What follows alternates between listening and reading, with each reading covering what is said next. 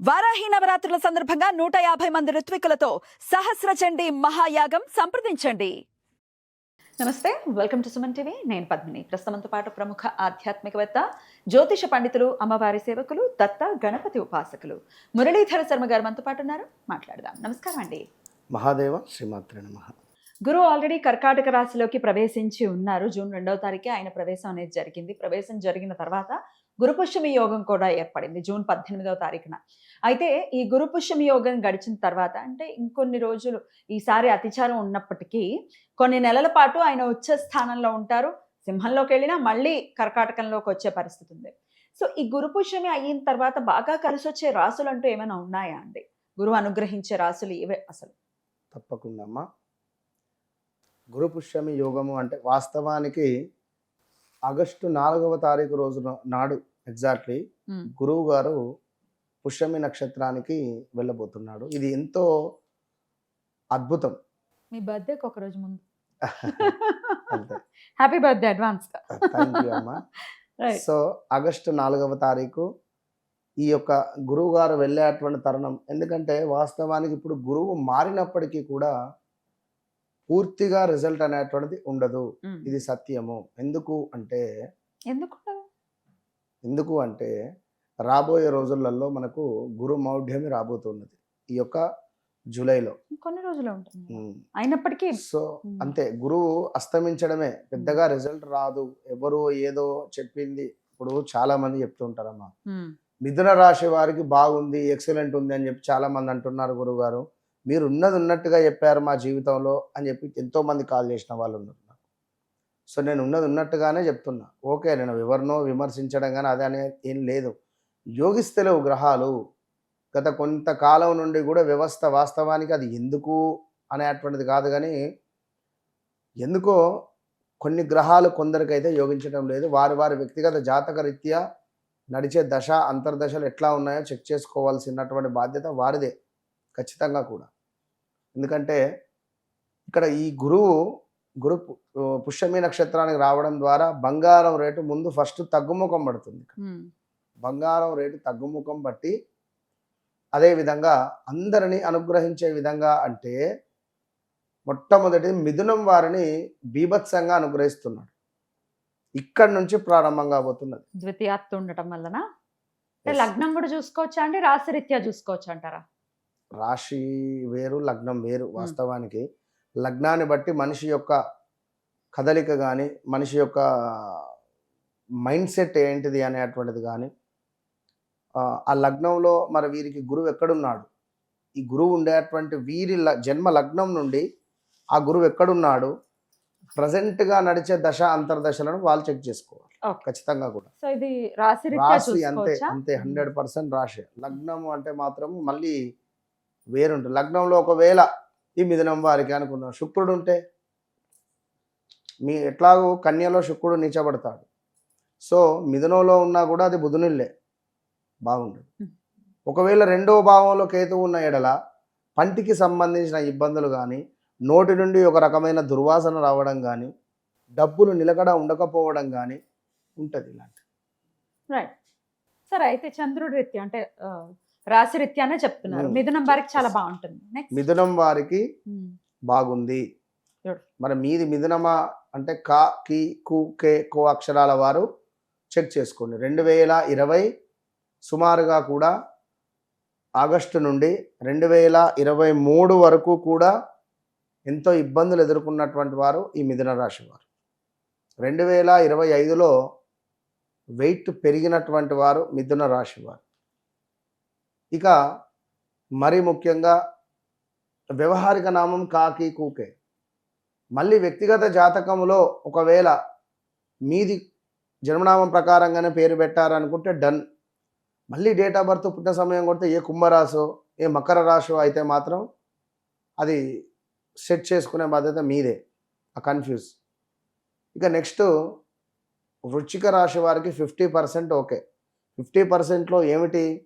వివాహము, సంతానము, ఇల్లు, ఇంతే. కొంత అసంతృప్తి కూడా వీరికి ఉంటుంది. ఇక మరొకటి ఏమిటయ్యా అంటే కన్యా రాశి వారికి సంతానము, వ్యాపారము, ఈ రెండిట్లో ప్లస్ మాత్రం ఇస్తున్నాడు కన్యా రాశి వారికి. Hmm. సంతానము, వ్యాపారం ఇంతే. ఎందుకు ఇంతే అంటే వీరికి అష్టమ శని ప్రారంభం కాబోతున్నది. ఆల్రెడీ దానికి సంబంధించినటువంటి Impact. ఇంపాక్ట్ అనేది మొదలయ్యింది.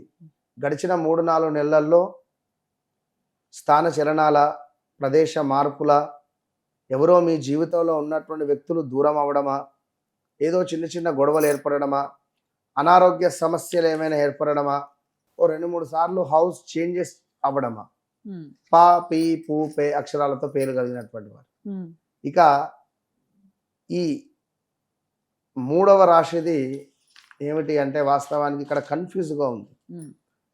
తులారాశి, వృశ్చిక రాశి వారికి జస్ట్ 40% పర్వాలేదనే పరిస్థితే ఉంది. పూర్తిగా ఎక్సలెంట్ అనేటువంటిది అయితే లేదు. Hmm. ఇక ధనస్సే. సో అష్టమంలో గురువు. బాగుండదు. Hmm. ఇక్కడ ఏం బాగుండదు అంటే ఇక్కడ ఏం జరుగుతుంది, తండ్రికి సంబంధించినటువంటి అనారోగ్య సమస్యలు కానీ, తండ్రి తరపు ఆస్తి లావాదేవీలకు సంబంధించినటువంటి విషయాలు రావడం కానీ, గతంలో ఎప్పుడో ఒక భూమి కొని పెట్టాం అది అమ్మాలి అని అనుకునేటువంటి పరిస్థితులు కానీ, మానసిక ఆందోళన కానీ, వాహన ప్రమాదాలు కానీ, కొంత స్ట్రెస్ ఉండడం కానీ, ఇలాంటివి చెస్ట్ రిలేటెడ్ నంజు ఫామ్ అవ్వడము, Hmm. షుగర్ అటాక్ అవ్వడాలు, ఇలాంటివి కొన్ని ఉంటాయి. మనిషి మాత్రము కొంచెం ఎట్లా అంటే డల్ అయ్యే పరిస్థితి ఉంటుంది. ఒక కళ అనేటువంటిది తప్పిపోయే పరిస్థితి ఉంటుంది. మనిషి ముఖంలో పీక్కపోయినట్టుగా అవుతాడు, దయ్యం పడినట్టుగా ఉదాహరణకు అట్లా. Hmm. ఇట్టి సిచ్యువేషన్. Right. ఇక మకరం వారికి పర్వాలేదు. ఇక్కడ వృశ్చికం వారికి తులా అని చెప్పా. ఎందుకు అంటే వృశ్చికం వారికి వివాహం ఒకటి, వివాహము, వ్యాపారము ఇవి రెండు మళ్ళీ వీరికి బాగున్నాయి. ఇక ఈ యొక్క వృషభం వారికి బరువు బాధ్యతలు పెరుగుతాయి, ధైర్యం అధికంగా ఉంటుంది. ధైర్యే సాహసే లక్ష్మి అంటారు కదా, అట్లా ఉంటే వీక్ ఎక్సలెంట్. ఇక నెక్స్ట్ మనకు కుంభము బాలేదు. మీనానికి సంబంధించింది ఏమిటి అంటే శనేశ్వరుడు వక్ర దృష్టి పడడం ద్వారా హెల్త్ రిలేటెడ్ ఇష్యూస్ కానీ, ప్రదేశ మార్పులు కానీ, స్థాన చలనాలు కానీ, కులాంతర వివాహాలు చేసుకోవడం కానీ, లేదా వ్యాపారానికి సంబంధించిన దానిలో ఏమైనా ఒక కొత్త వ్యాపారం మీకు వ్యాపారస్తులు తారసపడడము, వ్యాపార రీత్యా ముందుకు వెళ్ళడాలో ఉంటుంది. ఎందుకంటే 2022, 23, 24, 25 అంతా బాగా లేదు. ఈ యొక్క మీనరాశి వారికి చాలా ఇబ్బందులు ఎదుర్కొన్నారు. Right. సో ఓవరాల్గా నేను చెప్పాల్సినటువంటి విషయం ఏమిటి అంటే చెప్పేది చెప్పొచ్చును, కానీ ఎదుటి వ్యక్తి వారి యొక్క జన్మ జాతకాన్ని బట్టి, వారి యొక్క దశ అంతర్దశలలో బాధకాధిపతో, లేదా అష్టమాధిపతో, లేదా షష్టమాధిపతో, కొన్ని ఇప్పుడు షడ్బలాలలో ఏ గ్రహము అధికంగా బలంగా ఉంది, ఏ గ్రహము బలము తక్కువగా ఉంది అనేటువంటి విషయం కానీ, మళ్ళీ ఇక్కడ చూసుకుంటే నవాంశ. ఇప్పుడు ఉదాహరణకు మేషానికి సంబంధించి అక్కడ ఒక సూర్యుడు ఉన్నాడు అనుకుందాం, అది వాస్తవానికి ఫైర్, అగ్నితత్వ రాశి. అక్కడి నుండి మళ్ళీ వారి నవాంశలో కూడా అది అంటే ఏ నక్షత్రంలో ఉన్నది, ఏ పాదంలో ఉన్నది అనేటువంటిది కూడా చూసుకొని ఆ పాదానికి తగ్గట్టుగా ఇక్కడ నవాంశలో అది 2వ భావంలో ఉండడమా, 1వ భావంలో ఉండడమా, 3వ భావంలో ఉండడమా అనేటువంటి సబ్జెక్ట్ ప్రకారంగా కూడా చూసుకుంటే వారికి అద్భుతమైనటువంటి రిజల్ట్ వస్తుంది. ఉదాహరణ సూర్యుడు. ఇప్పుడు ఏంటంటే ఇప్పుడు మనకు ఉండేటివి అగ్నితత్వము, వాయుతత్వము, భూతత్వము, జలతత్వాలు. ఈ తత్వాలకు సంబంధించి కూడా ఇక అదంతా వారి జన్మజాతకాన్ని బట్టి చూసుకుంటే మంచి రిజల్ట్ ఉంటుంది అంతే.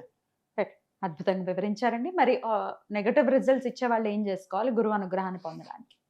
గురువారం రోజు ఖచ్చితంగా అమ్మవారికి కానీ, గణపతికి కానీ పసుపును దానంగా ఇవ్వాలి. అంటే వారికంటే ఆ దేవాలయంలో ఉన్న అర్చకులకు ఆ దేవాలయానికి వెళ్ళి, కుదిరితే 7 శనివారాల వ్రతం కూడా గురువు యొక్క అనుగ్రహాన్ని పెంచుతుంది.